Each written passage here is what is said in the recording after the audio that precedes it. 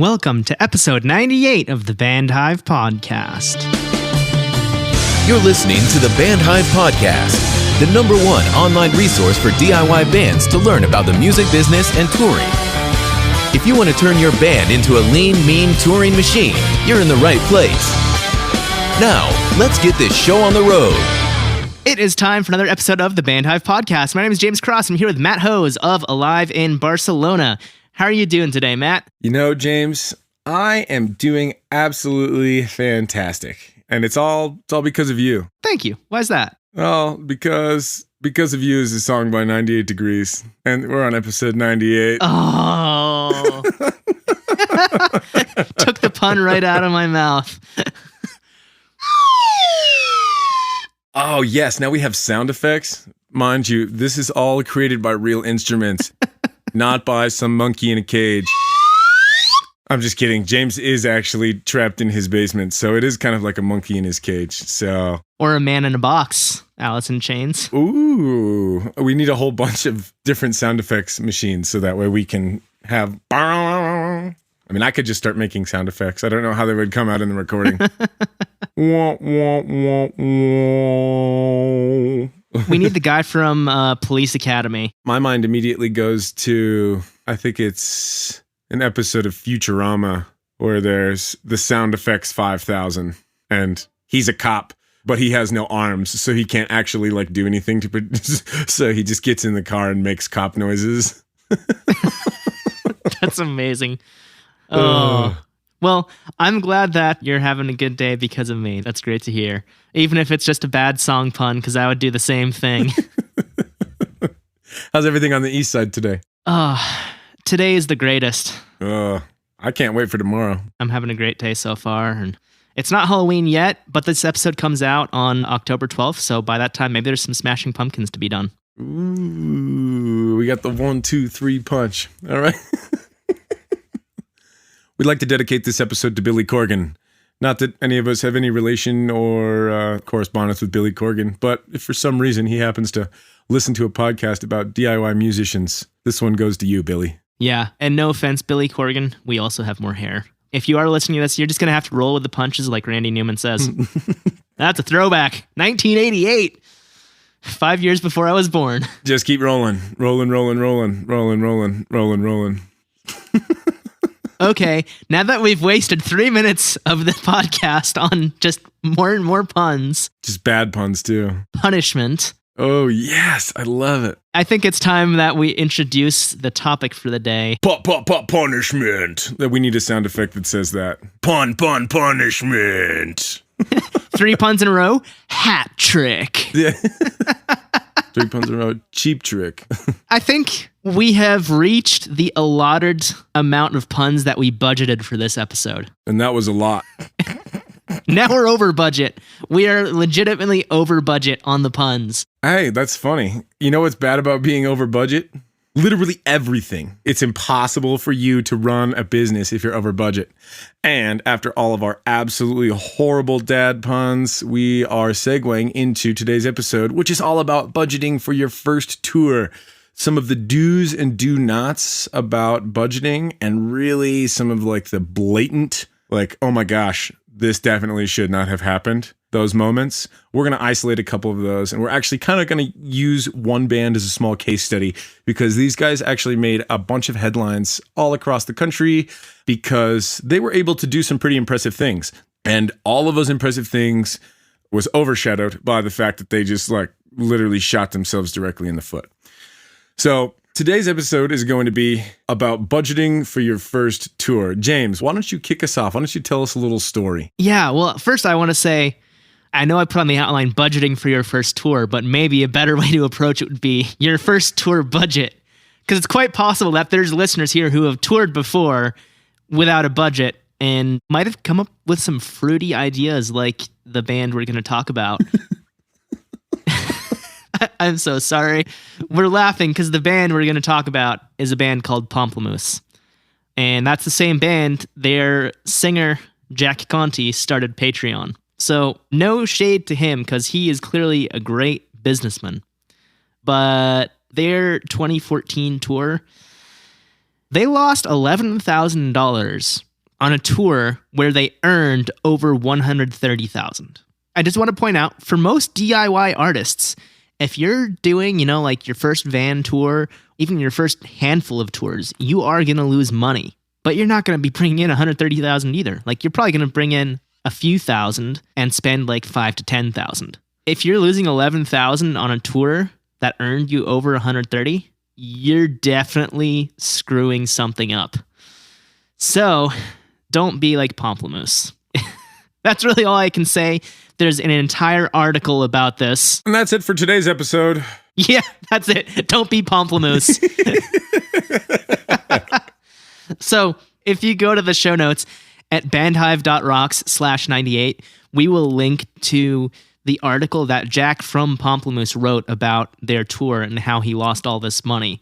It's a great look into the tour budget, but Matt and I looked at it the other day and were like, they overspent so much on so many things. They spent, what was it, like $22,000 on hotels in 28 days. It was a 28-day tour. I think it was $17,000 on food and hotels, but I mean, like it was 4 hotel rooms per night because there were 6 band members, 2 crew. So you have 8 members, so 2 people to a hotel room each night. I don't know, those of you who are good at basic math, but 28 days, 4 hotel rooms, do a little bit of math and let me know if that's enough money to make a down payment on a vehicle large enough for you to own instead of throwing money at the hotel industry.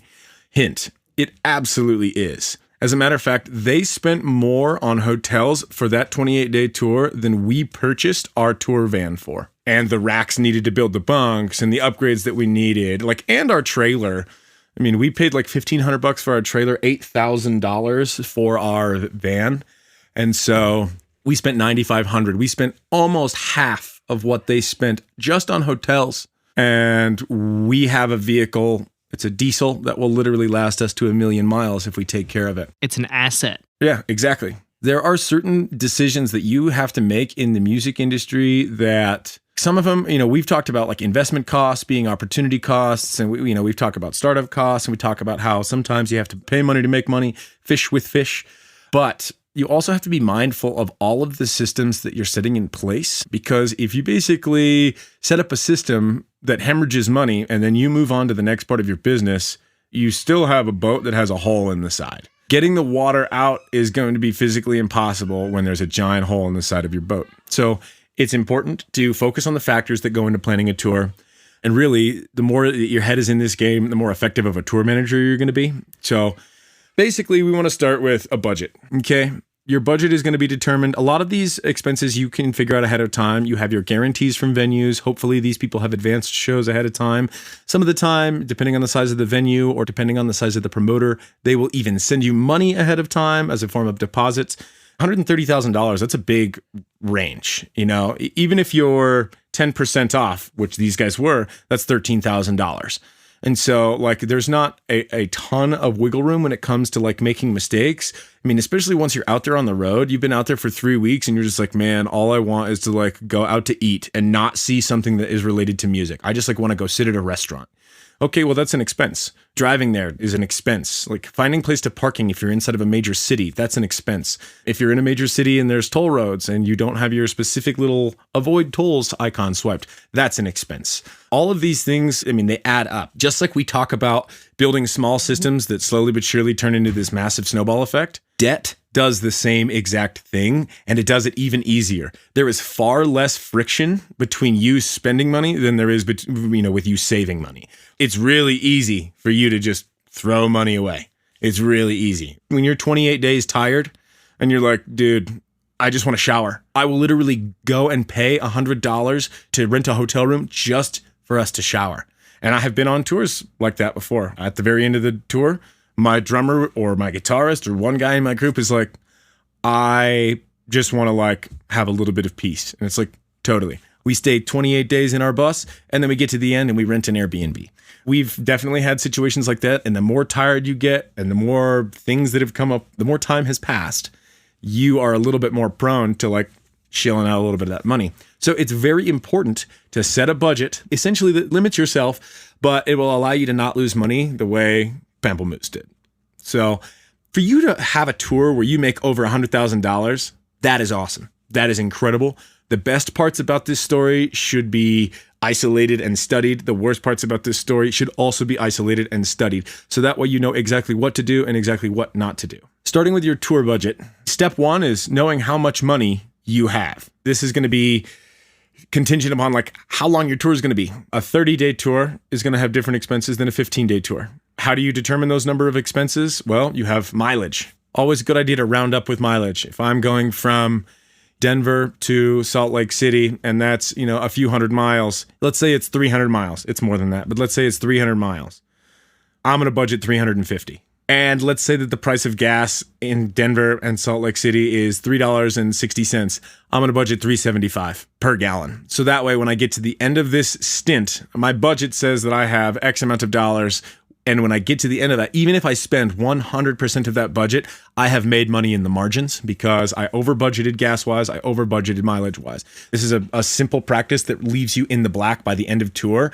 And at the end, when it's a little bit harder for you to keep your figures straight, or when you're just so exhausted that you don't want to sit down and do another day of math, even though the most important course of action is to be diligent and do that, you also need to understand that real life happens. You're a human.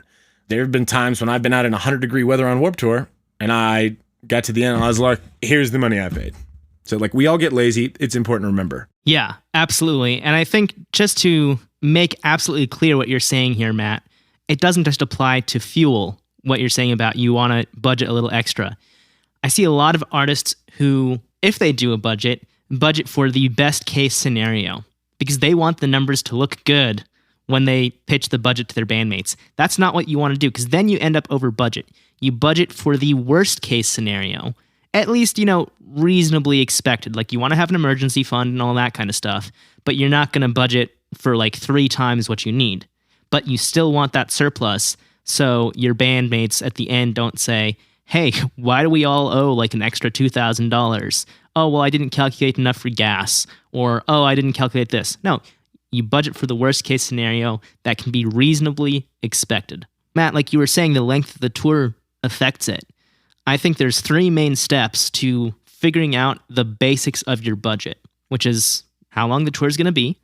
I would say if you have never done a tour budget before, even if you've toured before, if you've never done a budget, do a tour that's between 7 to 14 days and budget it. And you will be amazed at the information you get from doing a budget for that. Specifically, a few years ago, I think I've told this story on the show before, I did just a weekend tour with a friend's band, and I did a budget for them. And at the end of the tour, I said, hey, you guys made $28 over the 3 or 4 shows we played. 3.5, because one was acoustic. 3.5 shows in 5 days. And they're like, wait, we made money? I'm like, yeah, why are you so surprised? Why wouldn't you make money? We did well on merch. We didn't have high expenses because we were smart about it. And we paid for our own food. If we'd paid for food out of the band budget, we would have lost money. But we said, no, we're going to be frugal, pay for our own food. And they made $28. And they were amazed. So I said, well, how much do you lose on tours typically? Oh, we don't know. If you don't know, then maybe you actually made money on tours in the past and you just didn't realize it because you didn't keep a budget and you didn't track your income and your expenses. So know how long it's going to be and actually track it. Then you have to understand how many shows you're going to play because your costs on show days are going to be different than your costs on off days. Because off days, you're going to have activities that you want to do. You're going to want to, go see the sights, go to a museum, go see nature, whatever it is that you and your bandmates are interested in. Maybe you want to go see a hockey game or a baseball game or whatever. And this ties in directly to what you were saying, Matt, about calculating your mileage is you need a rough estimate of which cities you want to tour through. You're probably not going to end up playing those exact cities in that exact order that you write down in your initial routing, but you are going to have a rough total of the mileage to calculate.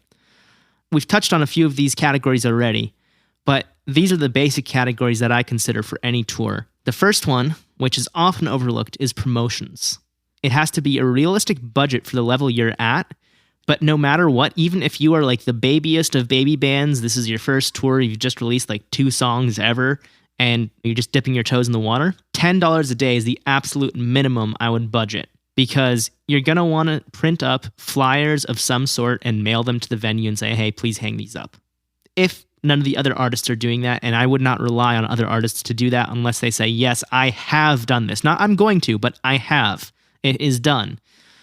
At least $10 a day to cover the postage and the printing of those flyers. If you can toss some money into ad campaigns, effective ad campaigns, that's good. If you don't know what you're doing with ads, don't start with that yet.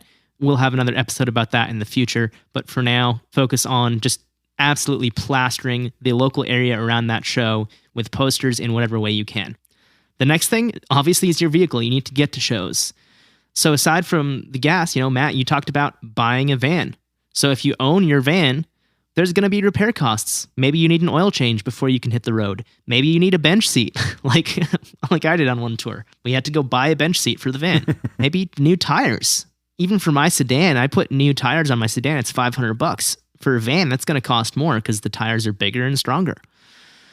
All of this has to be included in your budget. And then if you're getting a rental vehicle, even more so, because that's going to cost you a lot more per day, but you don't have to pay for it up front, like the $8,000 you're saying for your van, Matt. A rental is going to cost you, maybe like $100, $150 a day for a van, plus mileage. Be sure to factor that in. Some rental companies charge you for mileage, some don't.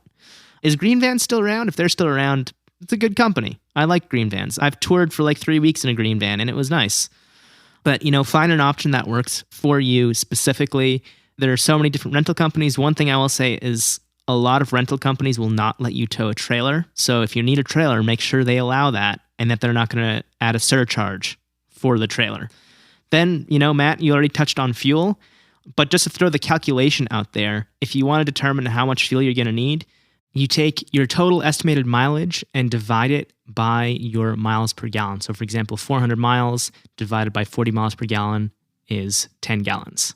And that's like your bare minimum. And then you multiply that by, I recommend 10%, so by 1.10 to get the surplus that you need. And that way you have a 10% wiggle room in the fuel budget. You can do more if you want. I would not do less than 10, but if you want to do 20, 25%, totally fine. Matt, you mentioned tolls. I always budget $10 a day, no matter where I am. I might be in a state that doesn't have any tolls, but I budget $10 anyway, just in case. Maybe it's not tolls. Maybe, you have to pay for parking. Cool. We had $10 in the budget for tolls that now we can use for parking. Meals, if you can budget for meals, $20 per person per day. That's great, but that's also, to be honest, the first thing you're going to cut. If you can't make ends meet on tour, people pay for their own food. That is the easiest thing to cut.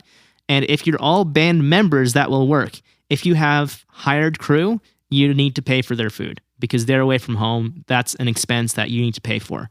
But if you can't afford meals, why are you paying for crew? So crew's not even on this list because this is just for your first DIY tour. Next up is hotels.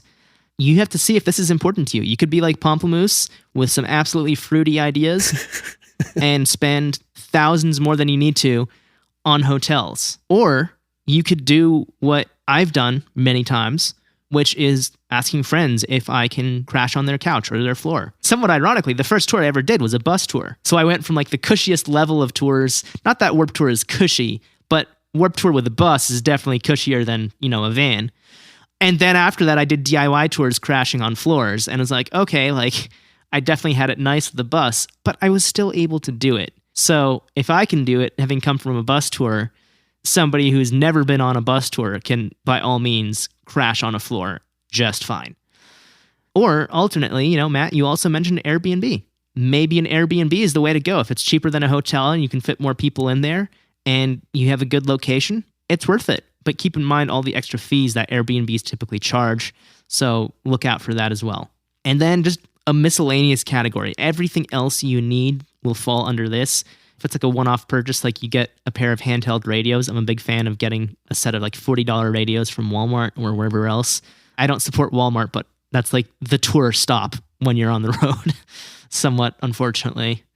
Getting a set of radios, stuff like that. Or you have to buy a table for your merch. That goes under miscellaneous, which I would recommend always bring your own table because you never know if the venue's going to have one. Lighting, that kind of stuff. Now, missing from this budget, something else I want to point out is any instrument-related expenses. Larger acts, they are going to have strings, cables, instruments, all that as a business expense.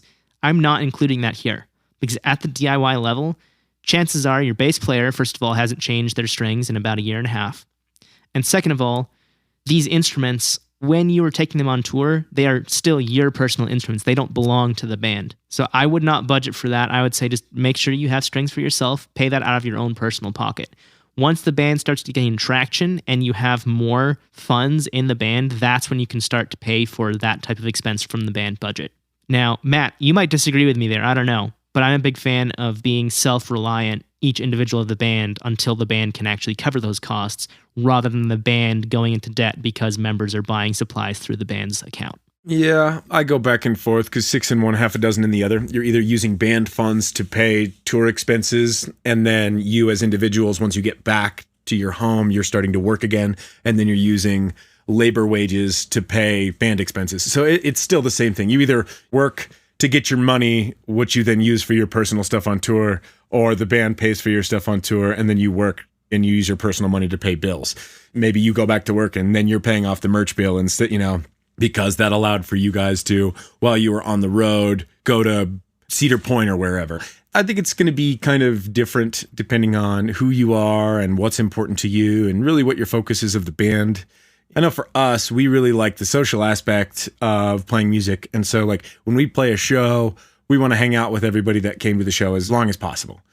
Versus like some of my good buddies in Affiance, they really like to play a show, mingle for a little bit, but then they like to start the drive to the next city that night because they have a band ritual where they like to wake up in the city that they're playing and spend the day kind of exploring the city that they're at. They go out and they get coffee as a band, and they do that in the new city. Now, obviously, if they have to wake up and drive 4 hours, it's a little bit harder for them to wake up and get coffee. So it's going to kind of depend on what's important to you as a collective or even as individuals. I really like the list that you kind of threw out, though. I'll just kind of want to highlight some of the importances. Promotions. So we have played shows before where we paid to have a radio ad, and then the person who booked the show sold the show to somebody else, who sold the show to somebody else, who did not realize that like no promotion was done for it. So here we are on tour. We roll up to this random place in Arizona, and there's like 5 kids at the show. Now, we felt terrible for the promoter and really it was like the venue owner that the show ended up getting sold to, and she was like super apologetic, but really it was that no promoters actually did their job. But we, a band from Washington State, put out a radio ad, and there was a kid who heard that radio ad and said, "Oh, that's on my birthday." And so he hit up 2 of his friends, and he and his 2 friends came down to this show.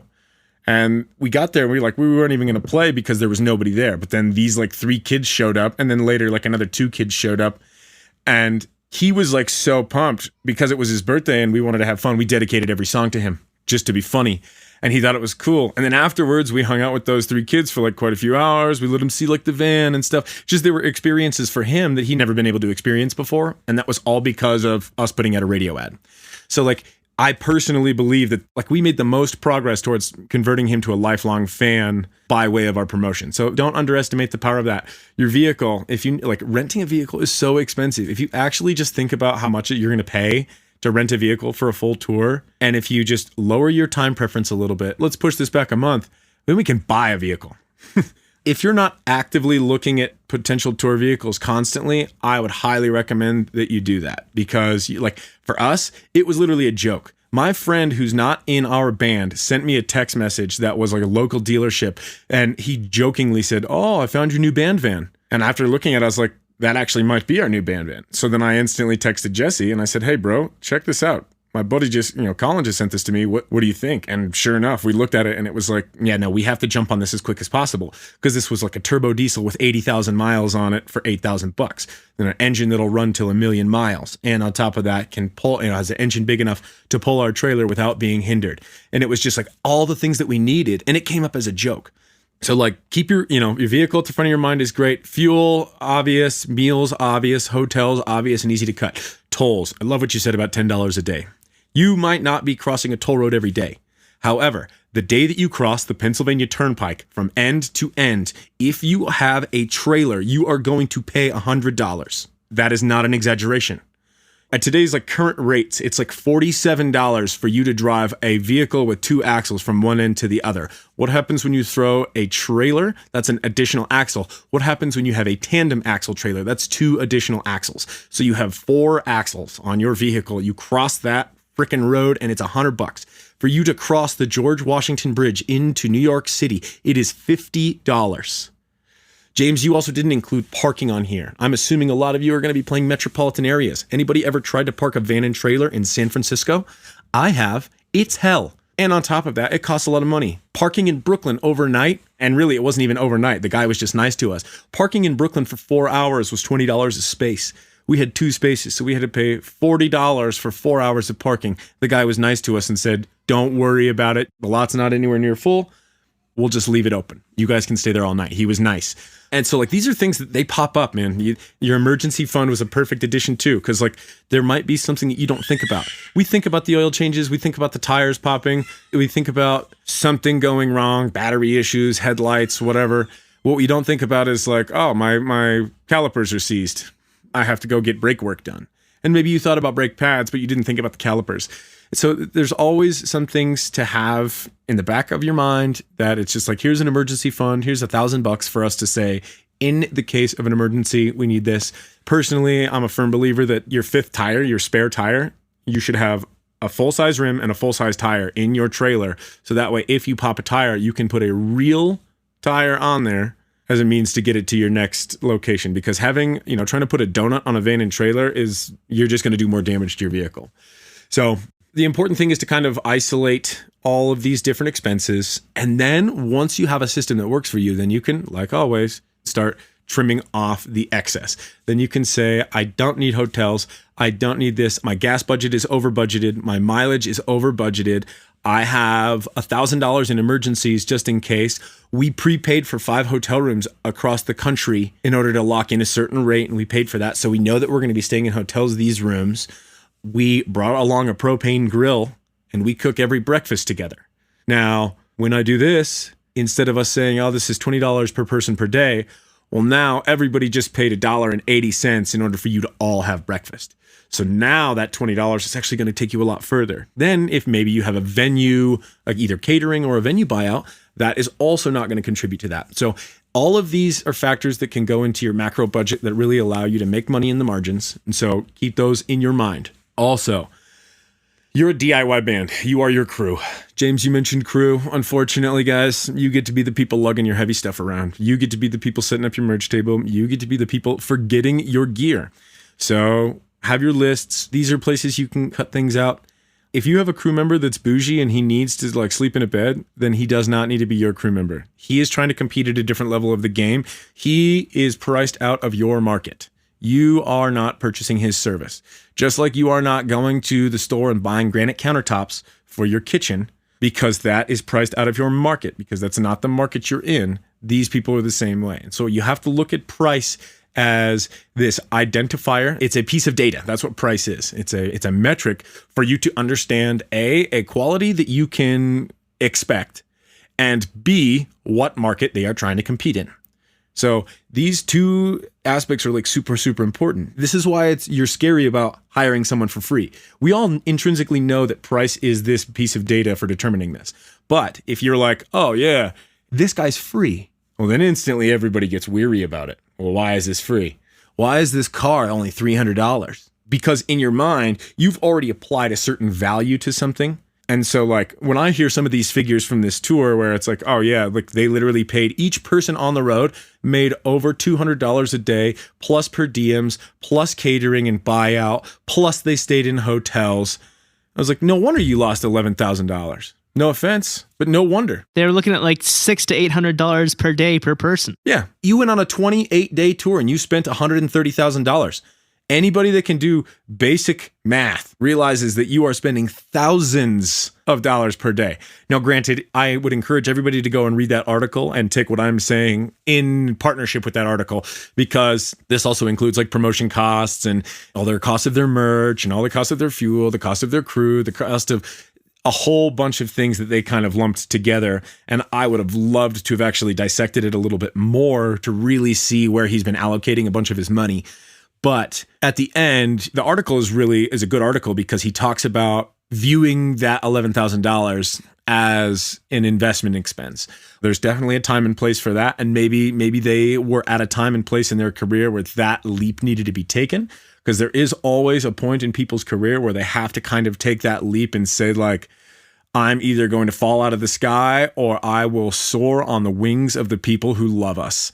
And unfortunately, like, it's a hard realization to make. Not everybody flies. And that's also a good thing, because it makes people realize that, like, hey, you know, maybe I'm not supposed to be doing this. Maybe I have a future in the music career, but it might not be as the lead singer of a band, or it might not be as the touring guitarist for Green Day. Well, maybe you could have done that, but I'll tell you what, while you're daydreaming about doing all of these things, there are other people out there formulating and building systems and practicing and testing.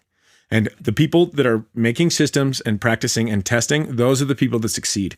Testing is probably the most important thing that you can do for your business. If you don't test things, then you don't grow. If you don't grow, well, then you stagnate. If you stagnate, congratulations, you have a business that will also stagnate. So your DIY, focus on your budget, break everything down, budget macro, and then hone the micro. Find out the exact small figures.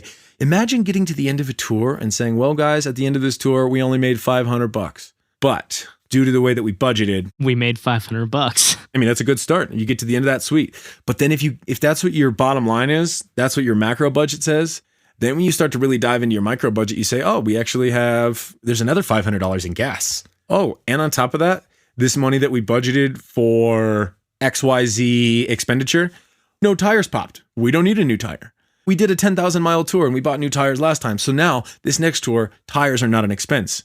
So now even parts of like your emergency fund, instead of you having to recoup that next time and say, oh, well, I'm going on our next tour, we need another $1,000. You're allowed to say, oh, hey, we have the emergency fund left over from last time, so we're still good. Do yourself a favor in the margins, because then even if you miss, it's like the old adage, shoot for the moon. If you miss, you still land among the stars. And I tell you what, as somebody who has done tours that have made massive amounts of money, that have made minimal amounts of money, and that have hemorrhaged money. 1 year of Warped Tour, we had too many people out. I learned the hard way. I was testing. The first year we went out with 3 people. The second year we went out with like 7. And that was the year that I learned that having too many people ended up turning into high school and making things cliquey and having people segregate themselves and move off into certain places. And this caused people to not work as well. People had friends that they could hang out with instead of working towards, building the brand. And so after we got about halfway through the tour, we ended up in Massachusetts. And I had this throbbing headache because I knew in my mind something was wrong. I was always in charge of money, and my budgets would always get us totally fine. We'd always end up the tour totally fine. But I knew something was off, the amount of money that was coming in and that was going out. So instead of going to the band barbecue that night, I sat in the back of my bus and I crunched all the numbers for the tour so far. And I came to the realization that if we had sold every single piece of merchandise that we had, we would still end up losing money on the tour. And that was if we minimized all of our expenses. I mean, this was literally the worst possible case scenario. So I turned to Jesse. I said, Jesse, we need to drive everybody back home. And the only chance that we have of recouping any of our losses is for you and me alone to come back out, and we will finish the tour. And so what we did is at the end of that night, we let everybody have one last barbecue. Then we got into the car. This was in Massachusetts. We drove from Massachusetts to Spokane, Washington. We slept that night, woke up in the morning, got in a car, and drove back to St. Paul, Minnesota. That is 5,000 miles, and we did it in 5 days. That is the longest stint of driving that I have ever done. I mean, it was absolutely horrendous. And then Jesse and I worked and worked and worked and worked. We sold everything that we had at discount. We got to the very end of the tour, and after budgeting the rest of the money that we had, we came to the realization it was like just under $500 is what we had lost on the entire tour. $500. And so we turned to our band members and said, hey guys, we've done everything we can to do this. We're going to let you be responsible for the $500. And our band members were like, thank you. Here's $150 each. And that was taken care of. But that tour, and from that day forward, I went on telling people, I was like, do not bring too many people on tour. Do not do it. And I had friends who have done incredible things at Warped Tour. And I've had people who didn't believe me and they said, I'm going to try. And then they tried, and then they learned the hard way too. I told him, I was like, look, man, I'll tell you right now that even though you're making a lot of money, you're going to have people leave the tour because it might seem awesome to you, but they're not making this awesome money. And so for them, it's a lot harder. And this guy looked at me and told me, he's like, no, that's not the case. 2 days later, his brother left the tour without him knowing that his brother had purchased a ticket. And this was 2 days after I had that conversation, because I told him, I was like, look, dude, you're making a lot of money. You got to take these guys to go do something nice. You got to take them to an amusement park, take them to movies, take them out to steak dinner. Like, you have to do something or they will leave. And he was like, no. I was like, you don't know what you're talking about. And sure enough, I think it was 2 days later, his brother left. And then less than a week later, one other person on his crew left too. And that was a very humbling experience for him, because it was like he kind of realized that he had budgeted wonderfully for one aspect of his business and he was making tons of money, but he forgot to kind of budget emotionally for his guys and realized that, like, at certain points in the tour, 28 days in, when you've been in 100-degree weather every day, it doesn't matter how much money you're making, how many sales you're making. When you're not collecting that paycheck, at the end of the day, you're like, I'm miserable, hot, tired, and I just want to buy a plane ticket and go home. I just want to sleep in my bed. I just want to shower. These are like normal, base level human experiences that people want again. They just like, I just want to sleep in my bed. Like, that is not a lot for them to ask for.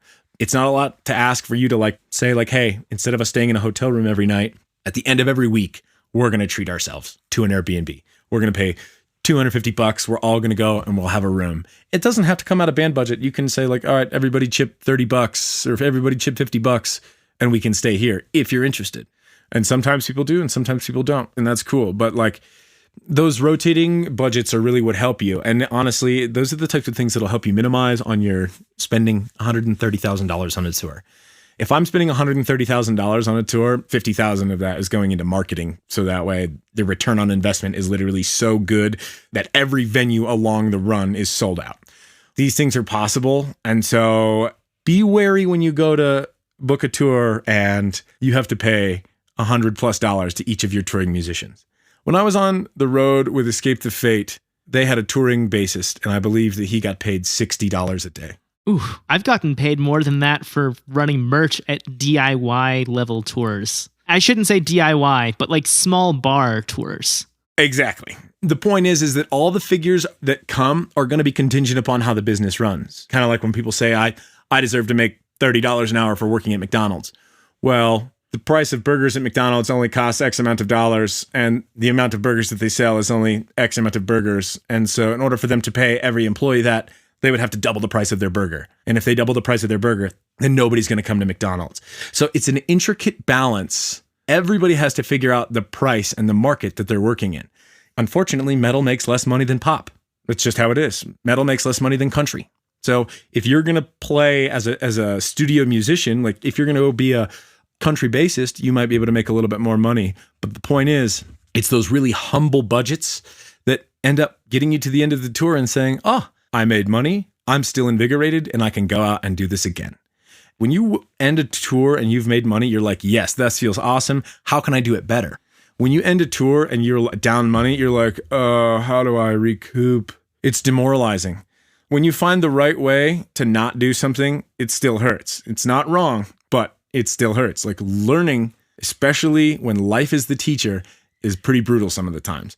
So it's important to keep your head up, keep your budget in the forefront of your mind. And if you are able to focus and trim the fat in areas that you don't need and really optimize the areas that can be optimized, you will get to the end of your tour feeling invigorated, full of life, passionate about music, and you will have created moments in time, suspended for eternity, for your fans. And they will come back the next time that you come through town. If you do everything in your power to optimize the experience for them, you'll create true fans everywhere. Absolutely. I think it's so important to have the big picture. That's what it really comes down to, is when you have a budget, you have the big picture and you know what you can do and what you can't do, or maybe what you shouldn't do. You could, but you shouldn't.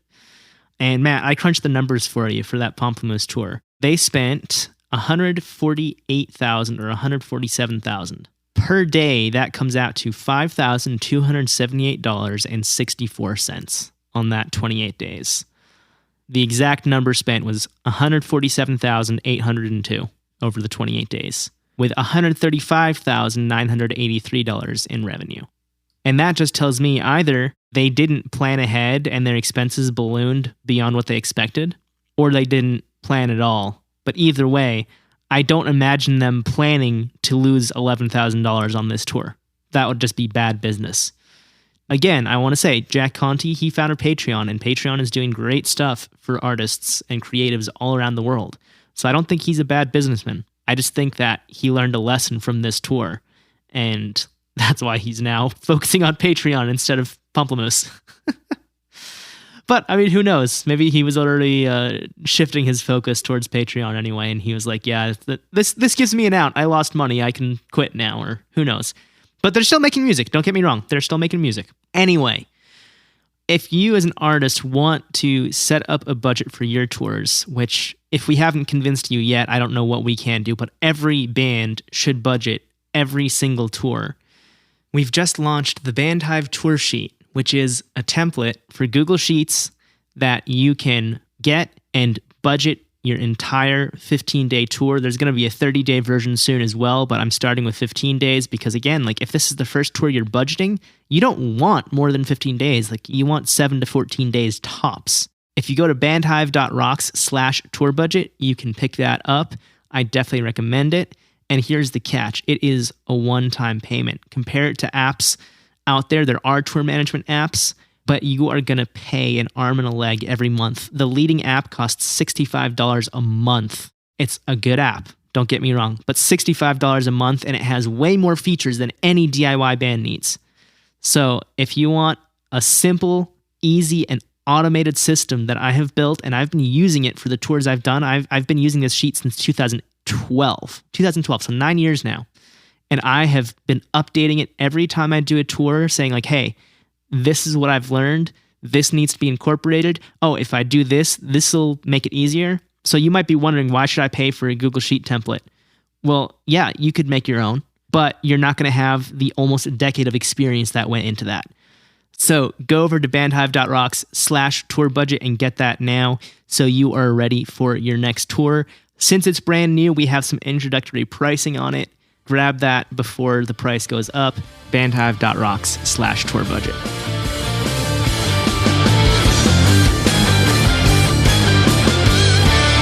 That does it for this episode of the Band Hive podcast. Thank you so much for tuning in and listening like you do each and every week. At least that's what I hope. And I really hope that this episode brings a new light to budgeting for your tours, because it really is important, and it could be the difference between making money on a tour that earns $136,000 or losing money on a tour that earned $136,000. So please don't be like Pomplamoose. Don't waste all that money. Be smart. Put a budget in place. Like I said in the episode, maybe they had a budget in place and they just went over on it, but something went wrong. They should not have spent that much money. So please put a budget in place. If you don't know where to get started, head on over to bandhive.rocks/tour budget so you can get your copy of the template. Again, that is bandhive.rocks/tour budget, tour budget being all one word, no spaces, no dashes, nothing like that. Thanks again for listening. I really appreciate it. We'll be back next Tuesday with another new episode at 6 a.m. Eastern Time. Until then, I hope you have an awesome week. Stay safe. And of course, as always, keep rocking.